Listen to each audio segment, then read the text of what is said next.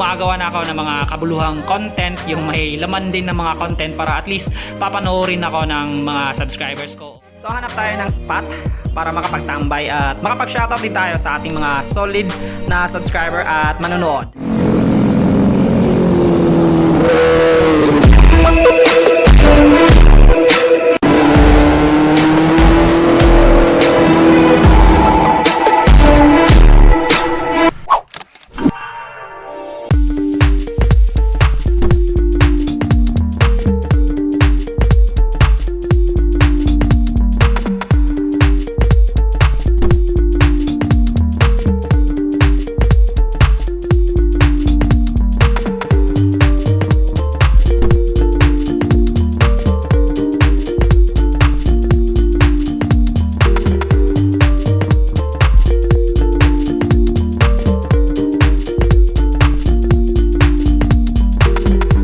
Mga aspiring motovloggers o vloggers dira na nagsuporta sa akong YouTube channel. So daghan kayong salamat mga bike. So maraming salamat po talaga. At syempre hoping and praying na sana ma-approve ni Bossing YouTube dyan ang ating application for monetization dito sa ating YouTube channel mga paps. And once again, taos puso po ako nagpapasalamat sa solidong suporta ng mga nag-subscribe sa aking YouTube channel mga paps. At mayroong nagtanong sa akin gaano ko katagal nakuha o naabot ang 4K public watch hour ng aking YouTube channel. For me, medyo matagal kasi nagsimula talaga ako noong 2018.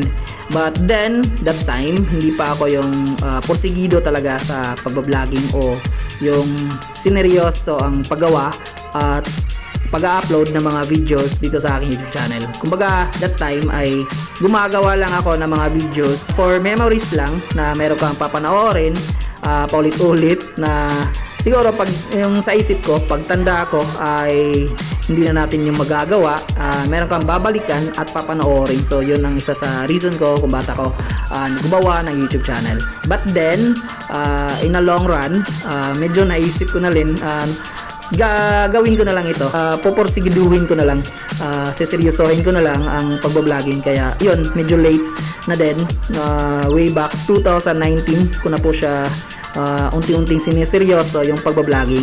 So that time, so umaangat na po yung aking public watch hour. So paunti-unti nadadagdagan at umaangat yung public watch hour ko. Syempre matagal din kasi hindi ako nagla-live streaming, kaya yon medyo matagal.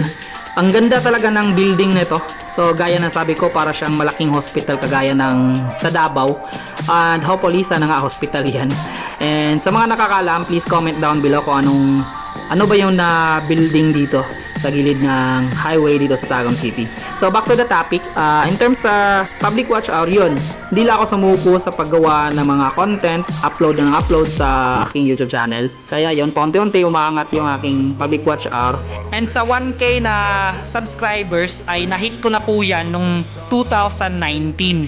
So that time, kaya medyo na-motivate din ako na seseryosohin ko na lang din itong 4K public watch hour. So that time, gumagawa na ako ng mga kabuluhang content, yung may laman din ng mga content para at least papanoorin ako ng mga subscribers ko o yung iba na willing manood sa aking content o sa aking vlog. So kahit simpleng mga vlog lang, at least merong laman yung mga content na ginagawa ko. So yan mga paps, so wag lang sumuko, kahit matagal, paunti-unti aangat din yung ating mga YouTube channel. Hindi lang sa akin kundi sa inyo ding mga YouTube channel mga paps.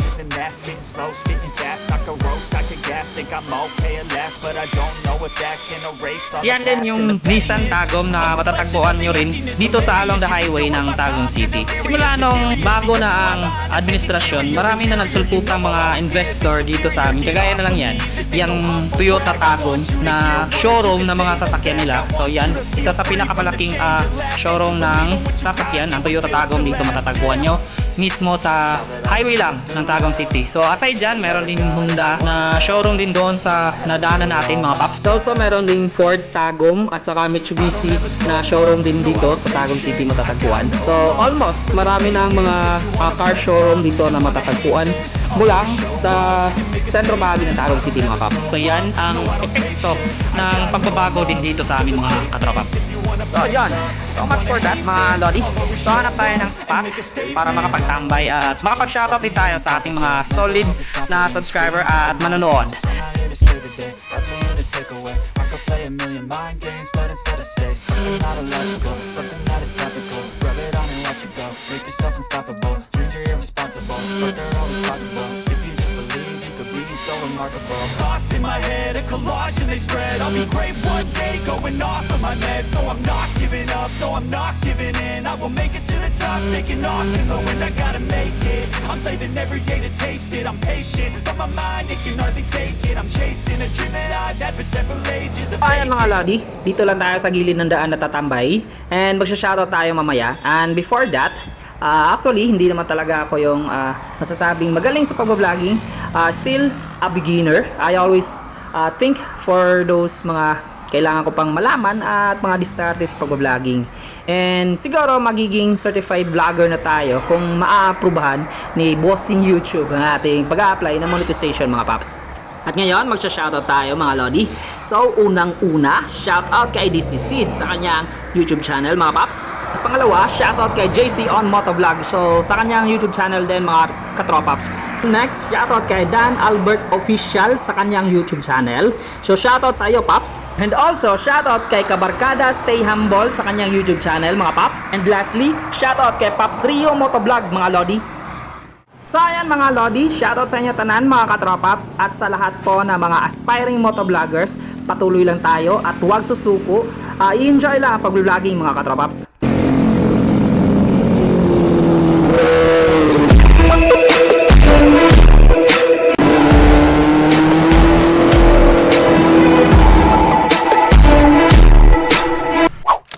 So once again, sa mga bago pa lang dito sa aking YouTube channel, huwag kalimutang mag-subscribe, like, share, and click the bell for more updates. So this is what Chris Wisda nagsasabi, always pray before you ride safe always. That's it. Salamat sa pagtanaw. Hanggang sa muli. Peace out. Bye-bye.